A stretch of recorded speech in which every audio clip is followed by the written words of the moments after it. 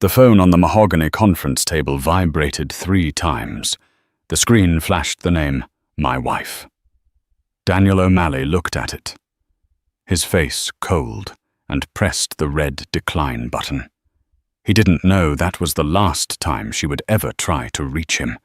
He didn't know that while he was securing $1 billion acquisition, his pregnant wife was bleeding out on the cold marble floor of a rival's lobby. He thought he was building a legacy. Instead, he was handing his entire world, his wife, his unborn twins, and his redemption to the one man he hated most.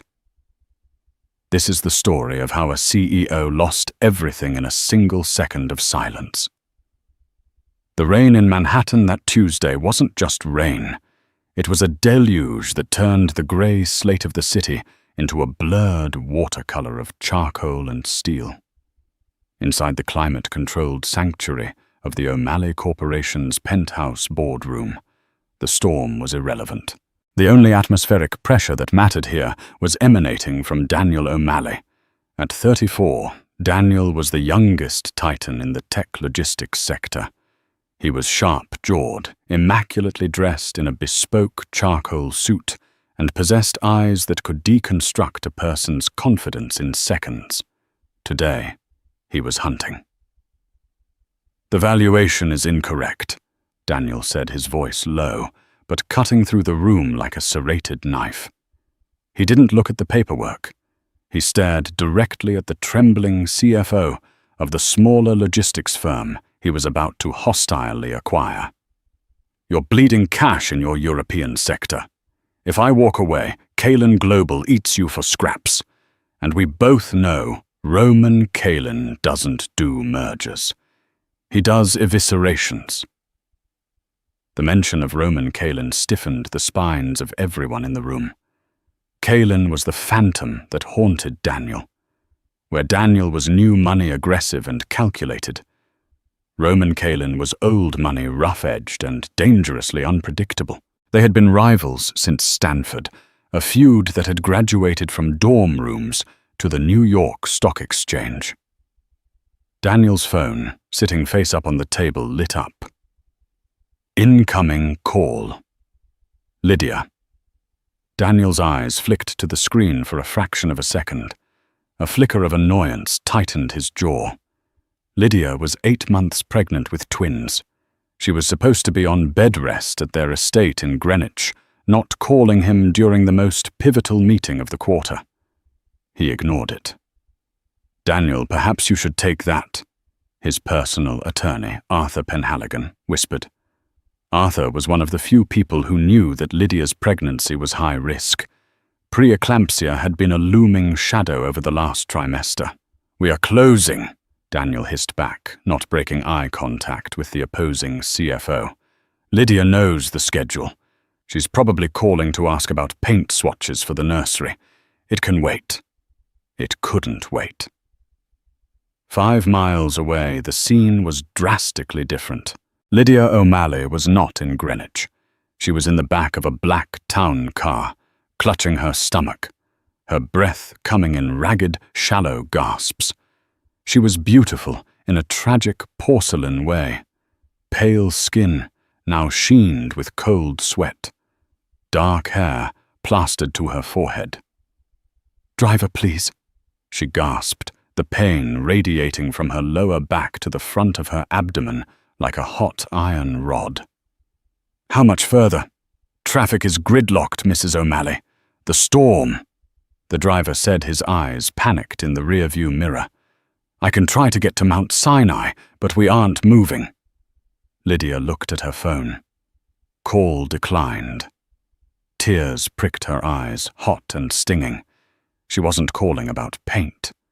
She was calling because she felt something tear. She was calling because she had disobeyed the doctors and come into the city for a reason Daniel would never understand. She was coming to beg. She had found the financial reports on Daniel's private server. She knew he was over-leveraging everything to crush Roman Kalin. She knew that if this deal failed, Daniel would face federal investigation. She was going to Roman Kalin's office, unannounced, to ask for a truce. To ask him to back off the bidding war for the sake of the stress it was putting on her husband. It was a foolish, desperate move, born of love. "Stop the car," Lydia whispered. "Ma'am, we are right in front of the Kalin Tower. Pull over. I need help. I can't breathe." The driver swerved toward the curb, barely stopping before the doorman of the imposing glass structure rushed forward with umbrellas. But Lydia didn't need an umbrella. She needed a miracle. She stumbled out of the car, the heavy raincoat doing little to hide the distended shape of her belly. The pain hit her again, a blinding white flash that buckled her knees. She fell. She didn't hit the concrete. Strong, rough hands caught her before she made impact. "Easy, easy, I've got you." The voice was deep, gravelly, and commanding. Lydia looked up through the rain and the haze of her fading consciousness. The man holding her wasn't a doorman. He was wearing a dark navy trench coat, his hair wet from the rain, his face sharp and stunned. It was Roman Kalin. He had been leaving the building, escaping his own board meeting, when he saw the woman tumble from the car. He hadn't recognized her. Instantly. He hadn't seen Lydia in 3 years. Not since the wedding, where he wasn't invited. "Lydia." Roman's eyes went wide. He looked at her face, pale as death, and then down at the water pooling around her feet. It was tinged with pink. "Roman?" She choked out, gripping the lapels of his coat with a strength that terrified him. "Daniel! Call Daniel!" Roman didn't hesitate. He scooped her up into his arms. She was terrifyingly light, save for the weight of the twins. "Get the car!" he roared at his security detail, his voice echoing off the glass building. "Forget the ambulance, they'll never get through this traffic. Get my car now."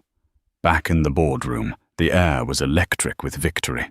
"Fine," the opposing CEO sighed, defeated. "We accept the terms, $45 a share." Daniel let out a breath he didn't know he was holding. He stood up, buttoning his jacket, a shark-like grin spreading across his face. He had done it. He had secured the supply chain that would starve Kalin Global of resources for the next fiscal year. "Draw up the papers," Daniel said. "I want signatures by morning." He reached for his phone. 3 missed calls, all Lydia, and 1 voicemail. He checked the time. 4:15 p.m. He felt a twinge of guilt, but he pushed it down. He would buy her that villa in Tuscany she wanted. That would smooth things over. It always did. He walked out of the boardroom feeling like a god. He tapped the voicemail as he walked toward the elevator. "Daniel, please pick up. I'm in the city. Something is wrong. I'm scared. I think the babies are coming. I'm at..." The message cut off with a sound that made Daniel's blood turn to ice. It was the sound of a phone clattering to the pavement, followed by a man's voice shouting orders. Daniel froze in the hallway. The high of the victory evaporated instantly, replaced by a nausea that roiled in his gut. He dialed her back, straight to voicemail. "Arthur!" Daniel shouted, his voice cracking. "Find my wife's location, now." The interior of Roman Kalin's armored SUV was like a triage unit. Roman was in the back seat, Lydia's head in his lap. He was shouting at his driver to drive on the sidewalk if he had to. "Stay with me, Lydia," Roman said, brushing wet hair from her forehead. His hands, usually stained with ink or grease from his vintage motorcycle collection, were trembling. "We are 2 minutes from Lenox Hill. Just breathe." "It hurts," she whispered, her eyes fluttering closed. "Roman, promise me. Don't talk like that. You're going to be fine. Promise me." she insisted, her voice gaining a sudden, terrifying clarity. She reached up, touching his face. Daniel, he's lost. He loves the win more than the life. If I don't... Lydia, stop. Protect them, she wheezed. The babies. Don't let them become assets. Promise me you'll protect them. Roman looked down at the woman who years ago he had almost asked out on a date before Daniel O'Malley swept in with his charm and his aggressive courtship. He saw the fear in her eyes, not for herself, but for the children inside her. I promise, Roman said, his voice thick with emotion. I swear it on my life. The car screeched to a halt at the emergency bay. Nurses and doctors swarmed the vehicle. Roman helped lift her onto the gurney. His expensive coat ruined his hands slick with her blood. As they wheeled her away, a nurse stopped him. Sir, are you the husband? Roman hesitated. He looked at the doors swinging shut, taking Lydia away from him. He reached into his pocket and pulled out his phone. He saw the news alert popping up: O'Malley Corp acquires logistics giant in hostile takeover. Daniel had been closing a deal while his wife was dying on the street. Roman looked the nurse in the eye. No, but I'm the only one who's here. Daniel was running. He was running through the lobby of Lenox Hill Hospital, ignoring the security guards, ignoring the receptionist. Arthur had tracked Lydia's phone to the hospital. He burst into the maternity waiting room, chest-heaving sweat soaking through his dress shirt. The room was quiet. Too quiet. There was only one person sitting there. Roman Kalin. Roman was sitting on a plastic chair, elbows on his knees, head in his hands. He was still wearing the bloody trench coat. He looked up as Daniel skidded to a halt. For a moment, there was no sound but the hum of the vending machine. The hatred between the two men usually manifested in snide press releases and stock manipulation. Now it was raw, physical, and violent. "Where is she?" Daniel demanded breathlessly. "What are you doing here, Kalin?" Roman stood up slowly. He was 3 inches taller than Daniel and broader. He looked at Daniel with a mixture of pity and absolute burning rage. "You didn't pick up," Roman said softly. "I was in a meeting. Where is my wife?" "A meeting," Roman repeated, letting the word hang in the air like a curse. He took a step forward. "She came to see me, Daniel, to beg me to stop fighting you. She died trying to save your ego." The world tilted on its axis for Daniel. "Died," he whispered. No, that's not." "She's gone, Daniel." Daniel lunged. He grabbed Roman by the lapels, screaming, "You're lying! You're a liar!" Roman didn't fight back. He didn't have to. He just shoved Daniel away with a weary thrust of his arms. Daniel stumbled back, hitting the wall, sliding down to the floor.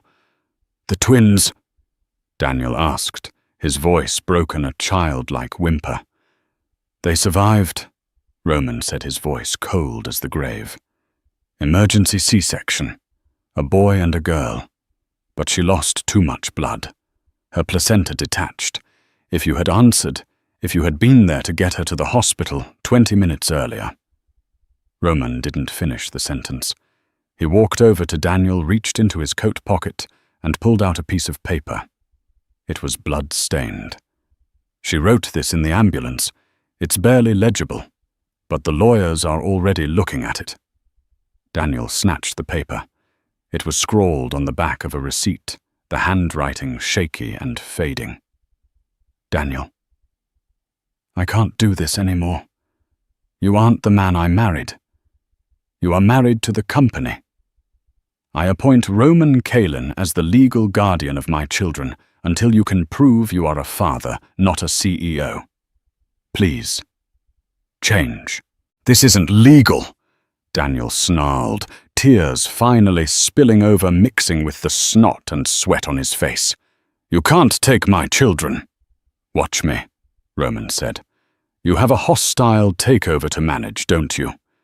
Go celebrate your win, O'Malley. I've got the funeral arrangements covered. Roman turned and walked toward the NICU doors, leaving Daniel O'Malley alone on the floor of the waiting room. The billionaire who had just acquired the world, but lost his soul. The funeral of Lydia O'Malley was the social event of the season, a fact that would have made Lydia sick to her stomach. The press was barricaded behind velvet ropes at the cemetery gates. Drones buzzed overhead like vultures. Daniel stood by the grave looking hollow. He had lost 15 pounds in the week since her death. He wore sunglasses to hide eyes that were bloodshot and dead. He hadn't slept. He hadn't eaten. He had just replayed the voicemail. Daniel, please pick up. Standing opposite him across the open grave was Roman Kalin. Roman didn't look hollow. He looked dangerous. He stood like a sentinel, his hands clasped in front of him. He wasn't looking at the coffin. He was watching Daniel.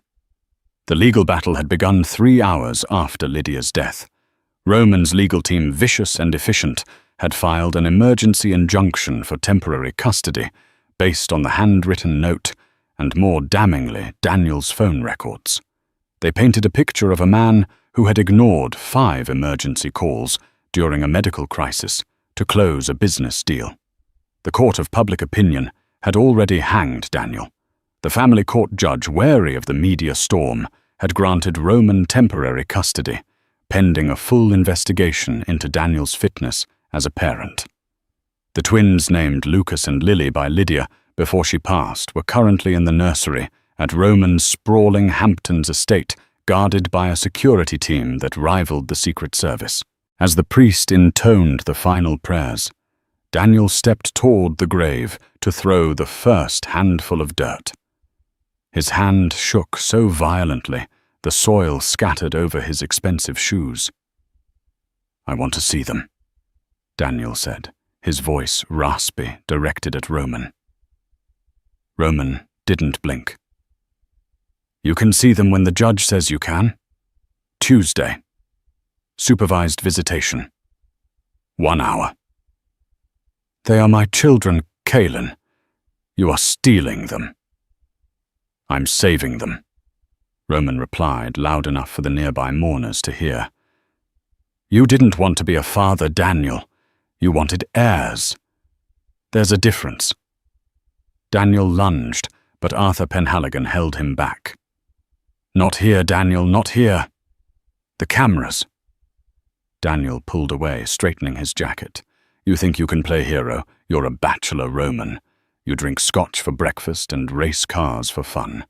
You don't know the first thing about raising children. Roman smiled a sad, grim smile. I'm learning fast. I hired the best nannies in the state, and unlike you, I cleared my schedule. 2 months later, the silence in Daniel's penthouse was deafening. The nursery that had been prepared, the one Lydia had wanted to discuss paint colors for, remained a sealed tomb. Daniel couldn't walk past the door. He threw himself into work with a demonic intensity. Viridian Dynamics. His company grew by 20% that quarter.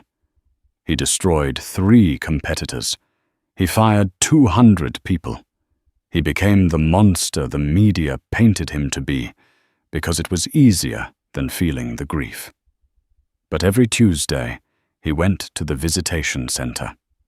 And every Tuesday, he failed. The first time he held Lucas, the baby screamed. Daniel stiffened, unsure how to soothe him. He looked at the social worker, panic in his eyes.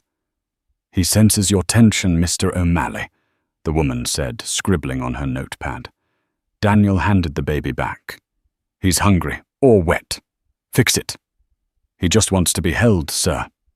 I am holding him, Daniel snapped. The baby screamed louder. In contrast, reports from the Kalin estate filtered back to Daniel through his private investigators. Roman Kalin, the playboy of Wall Street, had transformed. Photos surfaced of Roman walking the grounds of his estate with a double stroller. Roman at a baby music class looking out of place in his leather jacket, but attentive. Roman holding Lily, who was asleep on his chest during a video conference call. The narrative was shifting. Roman was the savior. Daniel was the villain. The breaking point came 6 months later. Daniel was sitting in his office drinking whiskey at 10 a.m., staring at the custody modification paperwork. His lawyers were promising him a win. They had dug up dirt on Roman's past speeding tickets, old flings a reckless endangerment charge from his 20s. "We can destroy him," Arthur said. "We can paint him as unstable. You'll get the kids back." Daniel looked at the photo attached to the file. It was a surveillance shot taken by a long-lens camera. It showed Roman in a rocking chair on his porch. He was feeding Lily a bottle, looking down at her with an expression of absolute, tender adoration. Daniel looked at his own reflection in the black glass of his office window. He looked tired, mean. "Do it," Daniel said, downed the whiskey, and threw the glass against the wall. "Take him down." 1 year later. The custody trial was a bloodbath. Daniel's lawyers eviscerated Roman. They brought up his past parties, his risk-taking behavior, his lack of a wife. "Mr. Kalin," Daniel's lawyer sneered, "is it true you once drove a motorcycle at 140 miles per hour through the streets of Monaco?" 10 years ago, Roman said calmly. "And you think that makes you a suitable father for 2 infants?" "I think the fact that I've been the one changing their diapers, waking up every 2 hours for feeding and holding them when they cry, makes me a suitable father," Roman shot back. Then it was Roman's turn. His lawyer didn't use dirt. He used facts. He played the voicemail. The courtroom listened to Lydia's dying voice.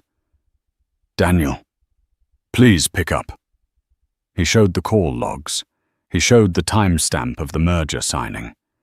And then Roman took the stand. "Mr. O'Malley claims I stole his children," Roman said, looking directly at the judge. "I didn't. I caught them when they fell, just like I caught his wife. I love Lucas and Lily. They aren't trophies to me. They are everything." The judge, a stern woman named Justice Halloway, looked between the 2 men. One was polished rich and desperate to win. The other was rich tired and desperate to love. "Mr. O'Malley," the judge said, "biology makes you a father. It does not make you a parent. The court finds that removing the children from Mr. Kalin's care at this critical developmental stage would be detrimental to their well-being. Mr. Kalin is granted permanent primary custody." Daniel stood up his chair, scraping loudly. "This is a farce. I have rights." "You have visitation rights," the judge said, banging her gavel. "Every other weekend, assuming you don't have a board meeting." Daniel stormed out of the courtroom, pushing past the paparazzi. He got into his limo and screamed until his throat bled. He had lost. 5 years later. Roman Kalin stood on the edge of the soccer field. He was 40 now, a few grey hairs in his beard, wearing a hoodie and jeans. He cheered as a little boy with dark hair. Lucas tripped over the ball, laughed, and got back up. "Daddy! Did you see?" Lucas yelled. "I saw Buddy Good hustle," Roman yelled back. Beside him, a little girl, Lily, was tugging on his sleeve. "Daddy, can I have ice cream after?" "If you finish your water," Roman said, scooping her up. He was happy. His business had plateaued. He didn't have the time to be a shark anymore, but he was happy. He didn't notice the black sedan parked across the street. The window was rolled down an inch. Daniel O'Malley sat in the back. He hadn't seen the twins in 2 years. He had stopped coming to visitations. It was too painful to see them look at Roman with love and look at him with fear. He watched Roman hug the children that should have been his. "Drive," Daniel said to his driver. "Where to, sir?" "The airport. The London expansion needs oversight." Daniel closed his eyes. He was the richest man in the logistics industry.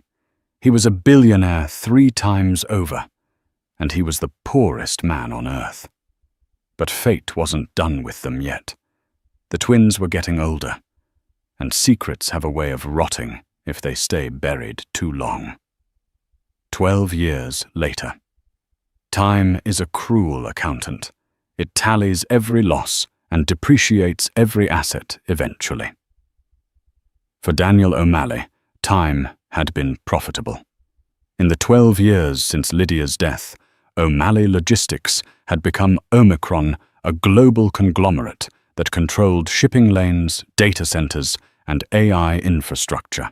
Daniel was 46, though he looked 38. He was a creature of biohacks, cryotherapy, and ruthless discipline. He was the wealthiest man in New York City. He was also a man who lived in a glass keel. His penthouse overlooking Central Park was a museum of modern art and silence. He had no wife. He had no lovers, only arrangements. He had no friends, only subordinates. On a crisp October Tuesday, Daniel sat in his office, staring at a digital rendering of a new drone port in Singapore. "Sir," his new assistant, a young man named Perkins, buzzed in. "There is a visitor. He doesn't have an appointment, but he says it's urgent. He says his name is Roman Kalin." Daniel's finger hovered over the decline button. It had been 7 years since he had last seen Roman. 7 years since he stopped fighting for custody, realizing that the children looked at him like a stranger and at Roman like a father. It was the only deal Daniel had ever walked away from. "Send him in," Daniel said, swiveling his chair around to face the door. He expected Roman to look defeated. Kalin Global had shrunk significantly over the last decade. Roman had divested from risky markets to focus on stability, a move the street called weak, but which Daniel knew was for the twins. But when the doors opened, Roman didn't look defeated. He looked terrified. Roman was grayer now, the temples of his hair turning to silver. He wore a rumpled flannel shirt and jeans, a stark contrast to Daniel's 3-piece Italian suit. He looked like a man who hadn't slept in a week. "To what do I owe the pleasure, Roman?" Daniel asked, not standing up. "Are you finally ready to sell the European division? I'll give you a fair price. For old times' sake." Roman walked up to the desk. He placed both hands on the mahogany surface, leaning in. His eyes were red-rimmed. "It's Lucas," Roman said. His voice cracked. Daniel felt a strange phantom sensation in his chest, a cold spike. "What about him? Did he get suspended? Wreck a car? He collapsed at soccer practice 3 days ago." Roman said the words, tumbling out fast, desperate. "Nosebleed that wouldn't stop, bruising all over his legs. We took him to Sloan Kettering." Daniel went still. "And acute myeloid leukemia. Aggressive. It's bad, Daniel." The silence in the room was heavier than the skyscraper they were sitting in. Daniel looked at the man who had raised his son. He saw the desperation, the absolute terror of a father about to lose his child. "Chemo?" Daniel asked, his voice mechanical. "Starts tomorrow. But the doctors, they say his genetic markers are rare. He needs a bone marrow transplant. I'm not a match." Lily isn't a match. Roman took a breath, a shuddering sound. You are the biological father. You are the only chance he has. Daniel looked down at his hands, pure manicured hands. He looked back at Roman. You took them from me, Daniel said softly. You told the world I was unfit. You told the court I was a monster. I did what I had to do to protect them, Roman shouted, slamming his hand on the desk. And I am here begging you to protect him now. I don't care about the past. I don't care about the companies. I am begging you to save his life. Daniel stood up. He walked to the window, looking out at the city he owned. He thought about the son he didn't know, the boy with Lydia's eyes. I'll do it, Daniel said, his back to Roman. Thank God, Roman breathed. On one condition. Daniel turned around. The shark was back. I want full access, not visitation, not supervised hours. I want to be in the hospital. I want to be part of the treatment. And when he recovers, I want to know him, without you hovering. Roman hesitated. He looked like he wanted to punch Daniel, but he had no leverage. He was a father with a dying son. Fine, Roman whispered. Just save him. 말씀 아시모소무라. The hospital oncology ward. The VIP wing of Sloan Kettering was quiet, smelling of antiseptic and expensive flowers. Daniel walked down the hallway, flanked by Arthur, still his lawyer, now ancient, and a team of specialists he had flown in from Switzerland. Mr. O'Malley. The head of oncology greeted him nervously. We have the testing suite ready. Take the samples, Daniel said. But first I want to see him. Roman was standing by the door of room 402. He looked like a guard dog, weary and bristling. He stepped aside to let Daniel pass. Daniel entered the room. It was dimly lit. There were posters of astrophysics and vintage rock bands on the walls. Roman's influence, no doubt. In the bed, hooked up to a tangle of IVs, lay a 12-year-old boy. Daniel's breath hitched. It was like looking in a mirror that distorted time. Lucas had Daniel's dark hair, his sharp jawline, even the way his eyebrows furrowed in sleep. But he had Lydia's mouth. Sitting in a chair next to the bed was a girl. Lily. She was reading a book, her legs curled under her. She looked up as Daniel entered. Her eyes were cold, assessing. She didn't look like a child. She looked like a protector. Who are you? Lily asked. She knew, of course, but she wanted him to say it. I'm Daniel, he said, stepping closer. You're the donor, Lily said flatly. Dad said you were coming. Dad. She meant Roman. I'm your father, Lily. Daniel said the words tasting strange on his tongue. Biologically, she corrected him, turning a page of her book without looking at it. Dad is out in the hall. You're just the guy with the marrow. Daniel felt a flash of anger, but he suppressed it. He looked at Lucas. The boy stirred, his eyes opening. They were green, just like Daniel's. Hey, Lucas whispered. He was pale, his lips chapped. Hello, Lucas, Daniel said, feeling awkward. He was a master of boardrooms, but he didn't know what to do with his hands here. Are you him? Lucas asked. The CEO. I am. Dad says you're really good at math, Lucas said weakly. He says you built an empire on algorithms. Daniel was stunned. Roman had complimented him, I did. Daniel said, pulling up a chair. Do you like math? I like physics. Lucas managed a small smile. Particle physics, the chaotic nature of the universe. Daniel smiled, a genuine small smile. Chaos is just an order we haven't deciphered yet. Lucas's eyes lit up.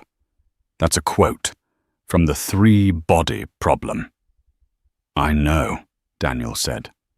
For the next hour, while the nurses prepped for the blood draw, Daniel didn't talk about money or custody. He talked about physics. He talked about the logistics of moving matter through space. And for the first time in 12 years, he felt a connection that wasn't transactional. Outside the door, Roman watched through the glass. He felt a knot of jealousy in his stomach, so tight it made him nauseous. But he also saw the color returning to Lucas's cheeks as he engaged in the debate. Roman leaned his head against the glass. Save him, Daniel. Save him, and I'll forgive you for everything. The transplant was successful. The weeks that followed were a blur of sterile isolation and waiting. Daniel didn't leave the hospital. He set up a satellite office in the adjoining suite. He ran Omicron from an iPad while sitting in the hallway outside Lucas's room. Roman was there too, of course. The two men circled each other like wolves sharing a kill. They took shifts. When Roman was in the room reading The Hobbit aloud to Lucas, Daniel was outside working. When Roman went home to shower or check on the faltering Kalen Global, Daniel went in and taught Lucas how to play chess. You're aggressive, Lucas noted one afternoon, moving his knight. You sacrifice pawns too easily. Pawns are meant to be sacrificed to save the king. Lucas, Daniel replied. That's the game. Dad says pawns are the soul of chess, Lucas countered. If you protect the little guys, the game wins itself. Daniel paused. Dad says. It was always Dad says. Your dad is a sentimentalist, Daniel said, moving his rook. Check. Lucas studied the board. He didn't look worried. He moved a bishop Daniel had completely ignored. Checkmate. Lucas grinned. Daniel stared at the board. He had been so focused on the attack, he hadn't seen the trap. He looked up at his son, impressed. You're smarter than I was at your age, Daniel admitted. Mom was smart too, wasn't she? Lucas asked. The air left the room. It was the first time either twin had asked Daniel about Lydia. She was brilliant, Daniel said, his voice dropping. She saw things people missed. She saw the good in people, even when it wasn't there. Did you love her? More than anything, Daniel said, and it was true.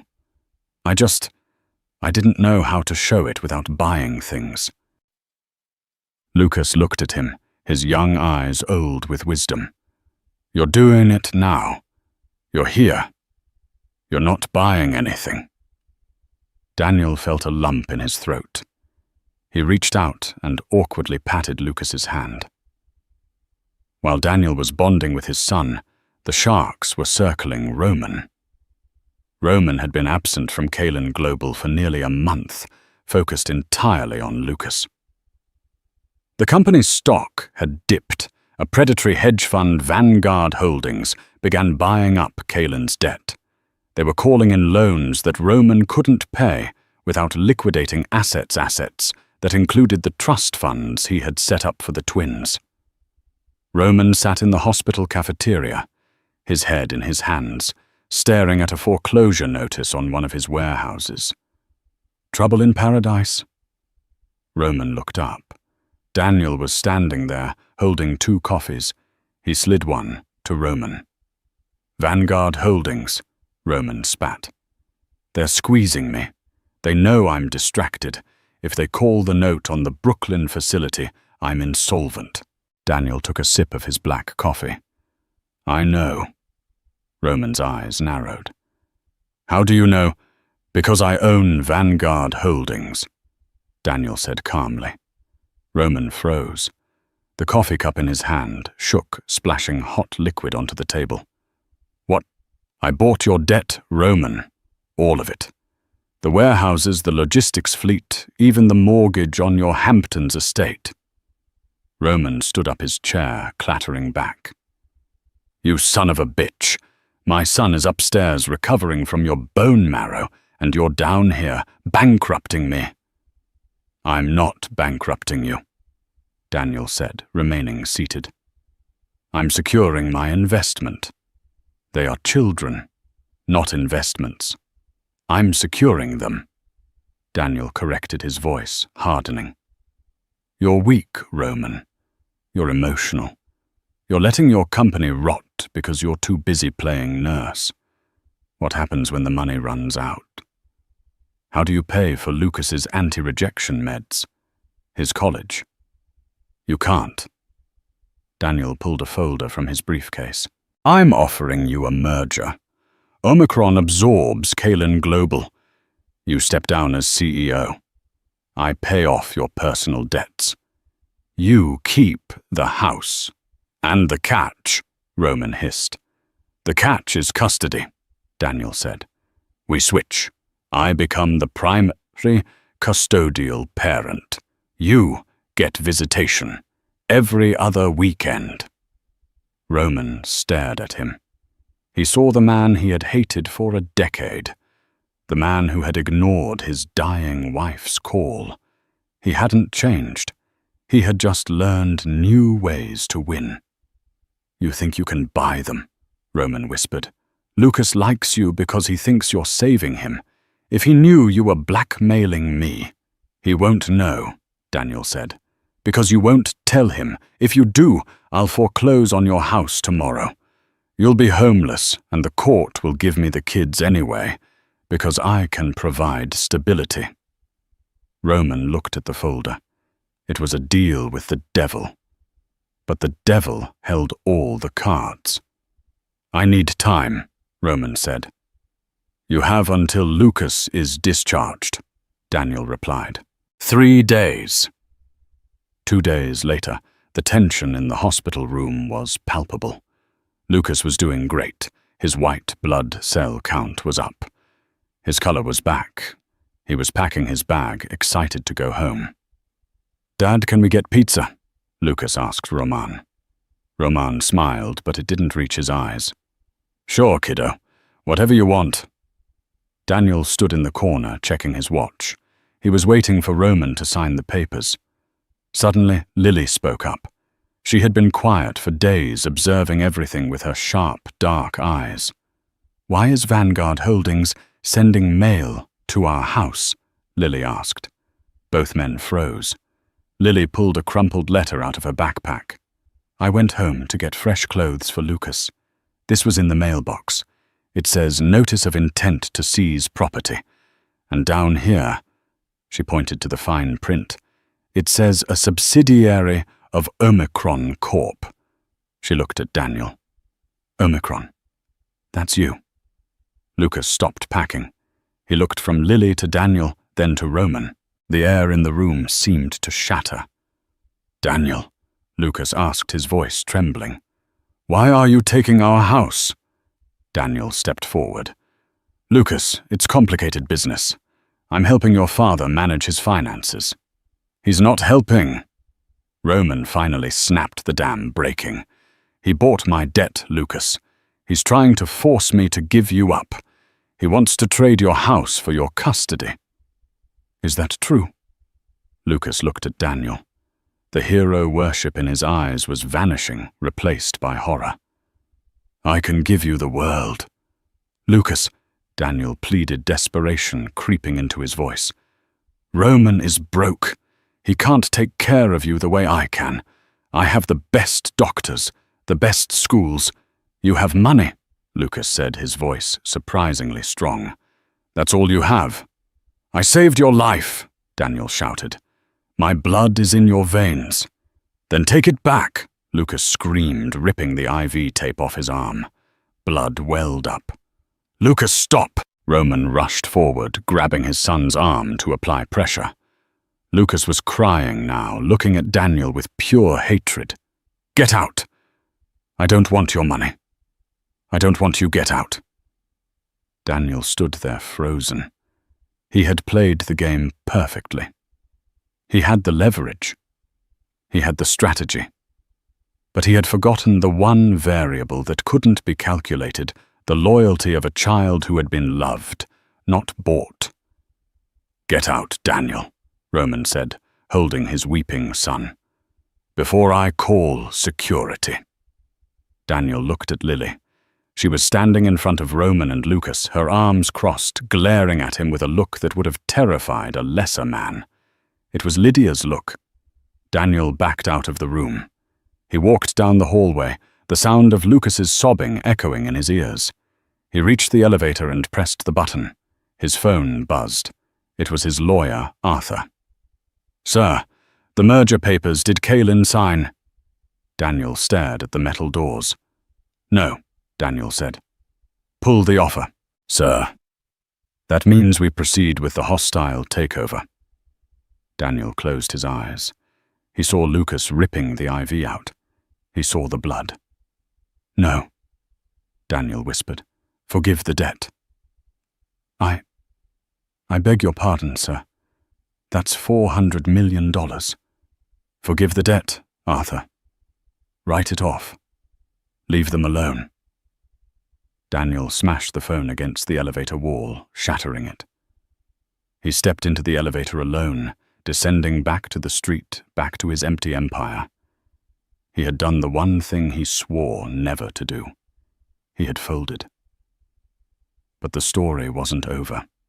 Because while Daniel O'Malley had finally learned how to lose fate, had one more cruel twist waiting in the wings. A twist involving the one person everyone thought was gone, forever. Daniel O'Malley was a man unmade. In the days following the hospital confrontation, he didn't return to the penthouse. He moved through the city like a somnambulist shedding the gilded shell of his life. He resigned from Omicron, announcing a massive liquidation of assets to anonymous charitable trusts, a desperate attempt to purge his toxic wealth. He was trying to give away the fortune he'd accumulated while his wife lay dying. While overseeing the complex transfer of funds, he accessed the old ledger for Vanguard Holdings, the shell company he had used to buy Roman's debt. He was ensuring all Kaelin debt was officially forgiven. Then the anomaly surfaced. His proprietary AI, designed to spot financial weaknesses, flagged a single recurring transaction in Roman's deeply buried personal accounts. It was a payment meticulously hidden under layer after layer of mislabeled charitable funds. Recipient: the Chimera Institute. Zurich. Amount $150,000 USD. Monthly. Duration 12 years. 2 months. Daniel stared at the screen, the number shocking him out of his apathy. Roman was financially ruined. Yet for 12 years, he had systematically drained his resources to fund this one commitment, nearly $2 million annually, sent to a secretive medical research institute. There was no time for speculation. Daniel arranged a flight to Zurich within the hour. Zurich, Switzerland. The Chimera Institute was a brutalist monument of glass and concrete nestled high in the Swiss Alps, a facility designed for secrecy. Daniel, haggard and intense, confronted the reception staff. "I am Daniel O'Malley. I now control the accounts of Roman Kaelin. You have a patient here, patient 804. I demand access." The receptionist refused until Daniel escalated, threatening to immediately halt all funding and expose the Institute's shadowy practices. His sheer force of will worked. He was met by Dr. Vogel, the Institute's director. "Mr. Kaelin has been extraordinary," Dr. Vogel said, leading Daniel down a sterile white corridor. "He never missed a payment. He told us we must never reveal the patient's identity or condition to anyone, especially not to you. He feared you would pull the plug to save the dignity of the name." Dr. Vogel stopped at a heavy, temperature-controlled door. He saw this not as an end, but as a fight. The door hissed open. The room was silent, lit by soft, medicinal blue light. A rhythmic beep, beep, beep of monitors was the only sound. In the center, in a suspended pod, lay Lydia O'Malley. Daniel's body went numb. He staggered, collapsing onto the immaculate floor. She was exactly as he remembered her, pale, beautiful, preserved in time. She died, Daniel choked out, crawling toward the bed. I buried her. You saw a closed casket, Dr. Vogel corrected gently. She flatlined in the ambulance from blood loss. Her brain went without oxygen for nearly 12 minutes. We induced a coma, but the damage was irreversible. Mr. Kalin couldn't bear to let her go. He insisted we keep her on life support funding, every experimental neurostimulation treatment. The truth was a hammer blow. Roman hadn't stolen his wife's death. He had stolen Daniel's grief to shoulder the unbearable burden of hope. Daniel reached out a trembling hand and touched her cheek. It was warm. He sat heavily in the chair beside the bed, watching the monitors. He was a master of patterns. His analytical mind, dormant during his breakdown, suddenly surged back to life as he looked at the continuous EEG electroencephalogram display. The activity was low, consistent with a persistent vegetative state, but then Daniel saw them erratic, sharp peaks in the rhythm. "What is that?" Daniel demanded, pointing to the spikes. "It's not random neural firing. It's just reflex, Mr. O'Malley." "No," Daniel argued, grabbing a pen and transcribing the sequence. "Look at the intervals. Long pause, short burst, long, long." Daniel looked at the man who had ignored his wife's dying call, now desperately trying to communicate with her. "Lydia," he whispered, gripping her hand. "It's Daniel. I know you can hear me. We used to do this under the table at dinners. If you can understand, tap the table once. Tap for dot." A moment of agonizing silence passed. Then his hand twitched. He felt a faint, momentary pressure. Dot. Yes, Lydia. He put his head closer to her. The pain, the collapse. Was it the preeclampsia? If yes, give me 3 taps. Instead, the neural interface screen, connected to the experimental text-to-thought decoder, flickered into action. The machine was translating the spiking neurological activity into fragmented text. Words began to form, agonizingly slow and disjointed. N-O-T. A C-C-I-D-E-N-T. Daniel's eyes widened in horror. P-O-I-S-O-N. The room spun. It wasn't natural. His wife hadn't died. She had been the victim of a corporate attack he never saw coming. Then the final devastating piece of the truth scrolled across the screen, confirming the source of the poison and the chaos that had ripped his life apart. ARTHUR. Daniel's private jet landed back in New York. He didn't go to the police. He went straight to Roman. He pounded on the Hamptons' door until Roman opened it, baseball bat in hand. Roman saw the look in Daniel's eyes and lowered the weapon. "You found her," Roman stated flatly. "I found her, and I know why you did it," Daniel said, stepping inside. "Thank you. Thank you for keeping her alive." "I couldn't let you bury her," Roman admitted. "The trauma. I had to stage the death to protect the twins and buy time. She was dying, but it wasn't natural." "She spoke to me," Daniel confirmed, his voice raw. "She's locked in but conscious. She gave me a name, Arthur." Roman went cold. "Penhaligon. He tried to kill her to keep me working." Daniel explained, the puzzle pieces clicking into place. "He controlled my schedule, filtered my calls, engineered the accident to look like preeclampsia. Now I've resigned. Arthur is coming for the heirs. As Daniel spoke, the house security system chirped an alert. Perimeter breach, Southgate. Roman dashed to the monitor.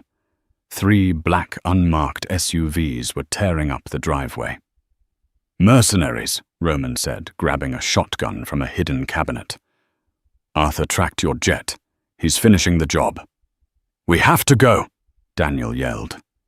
Roman shoved a set of keys into Daniel's hand. Go upstairs. Get the kids and take the back tunnel. It leads to the boathouse. Take the speedboat. Glass shattered downstairs as a flashbang grenade erupted. Gunfire immediately followed. I'm not leaving you here, Daniel shouted. You are the father, Roman roared, pushing Daniel toward the stairs. For once in your life, Daniel, do the job. Get them out. Daniel ran. He grabbed Lucas and Lily, pulling them terrified down the stairs. The air was thick with the scent of cordite and smoke. Where's Dad? Lucas screamed, tears welling up. He's buying us time, Daniel yelled. He shoved them into the linen closet, kicking aside blankets to reveal the hidden trap door. They scrambled into the dark, damp tunnel. Above them, the sound of the shotgun blasts mixed with the sharper report of assault rifles. They emerged into the boathouse. Daniel untied the sleek wooden speedboat and forced the shivering twins inside. Get down, he commanded, gunning the engine. As they tore across the water, Lucas let out a heart-breaking scream. Daniel looked back. The Kalin mansion was engulfed in flames. Roman's silhouette was visible in a second-floor window, still fighting, before a massive explosion ripped through the ground floor. The house was reduced to an inferno. Daniel stared at the blazing destruction, tears streaming down his face, the agony of loss overwhelming him. He had lost his wife once. Now he had lost the brother who saved her. He looked at the 2 terrified children clinging to him, the only legacy Roman had left him. Daniel wiped his eyes. His face was cold, resolute. Where are we going? Lily asked, her voice shaking. We're going to war, Daniel stated, steering the boat into the dark, open ocean. We're going to take back the company. We're going to save your mother. And I am going to end Arthur Penhaligon. The safe house, coastal Maine. 4 days after the Hamptons explosion, Daniel O'Malley sat in the decommissioned lighthouse, surrounded by cobbled-together tech. The shock of Roman's assumed death was a cold, constant motivator. He ran Omicron systems through a stolen satellite feed. Arthur announces the merger tomorrow at noon, Lucas said, reviewing the news. He's seized Dad's assets, claiming he died in a gas leak. He's framing you for the fire. He's erasing him, Daniel agreed, his voice rough with lack of sleep. But he forgot I built the back door. The plan was audacious. Lucas, using his physics knowledge, had built a frequency disruptor to jam local security, while Daniel hijacked the tower's primary broadcast. Lily clutched the thumb drive containing the neural logs from the Zurich clinic, Lydia's truth. We move in 30 minutes, Daniel said, standing. He looked at Lucas and Lily. We get your mother back, and we get justice. And Roman? Lily asked quietly. Daniel didn't answer. He just tightened his jaw. We do this for him. Omicron Tower, New York City. In the penthouse boardroom, Arthur Penhaligon radiated smug assurance. He had eliminated his rival, framed the biological father, and was about to seize the biggest conglomerate in history.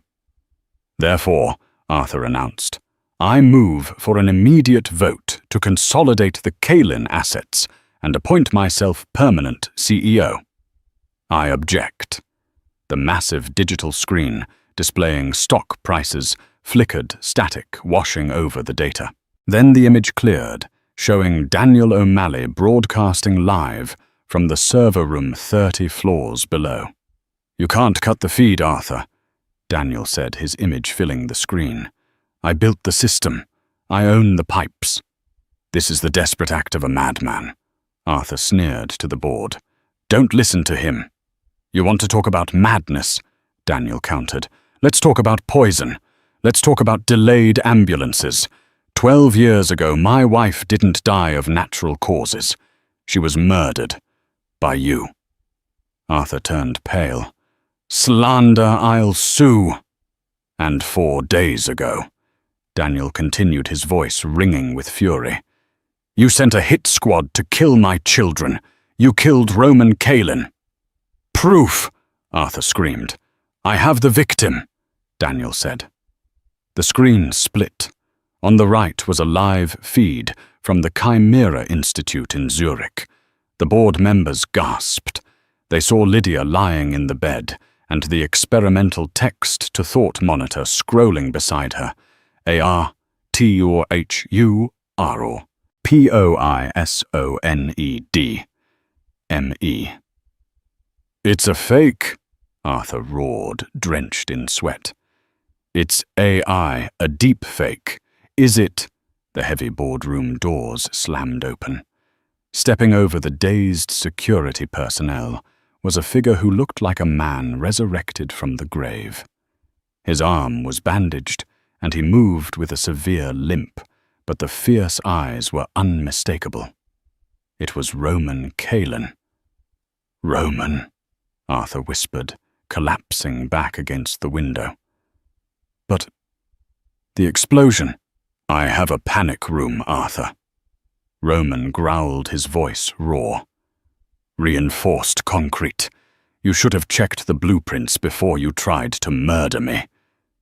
Daniel, having run up the stairs with Lucas, and Lily burst in through a side door.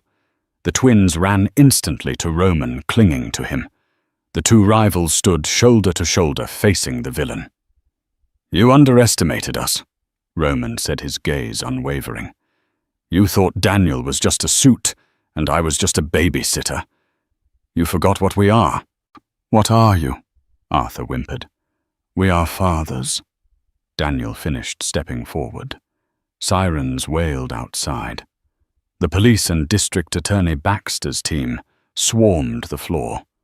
Arthur was taken into custody, whimpering about his stock portfolio at his life. 1 year later, the sun was warm on the terrace of the Tuscan villa. Lydia, now in a specialized chair, was alert and smiling. Her recovery was slow, but every day was a victory. She could speak through the synthesizer now, slow and deliberate.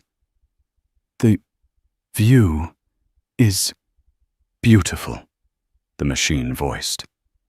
Roman sat on her right, his scars fading. Daniel sat on her left, his eyes no longer cold but content. Lucas and Lily were kicking a soccer ball in the valley below. They were a family, 2 fathers, 1 mother, and the children they had fought a corporate war to protect. They are happy, Daniel said. We did good, Roman agreed, clinking his wine glass against Daniel's. Lydia slowly reached out her hand, covering Roman's. Then she reached across him, covering Daniel's. The 3 of them held hands, the husband who neglected her, the enemy who saved her, and the woman who united them.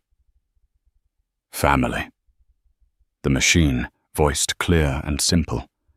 And Daniel O'Malley, the man who had lost everything in the silence of a boardroom, finally understood the value of the things that money could never buy. Can you imagine losing everything because you were too busy to answer the phone? Daniel O'Malley learned the hard way that money can buy companies, but it can't buy time. He spent 12 years building an empire of loneliness, while his enemy, Roman, built a legacy of love. In the end, it wasn't the billions of dollars that saved the twins or Lydia. It was the forgiveness between 2 men who hated each other but loved the same innocent people. It proves that it's never too late to change, never too late to be a father, and never too late to answer the call. What would you have done if you were Roman? Could you have forgiven Daniel? Or if you were Daniel, could you have sacrificed your ego to save your son? Let me know in the comments below.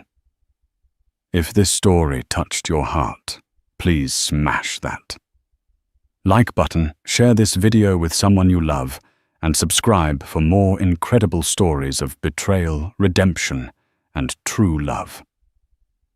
Thanks for watching.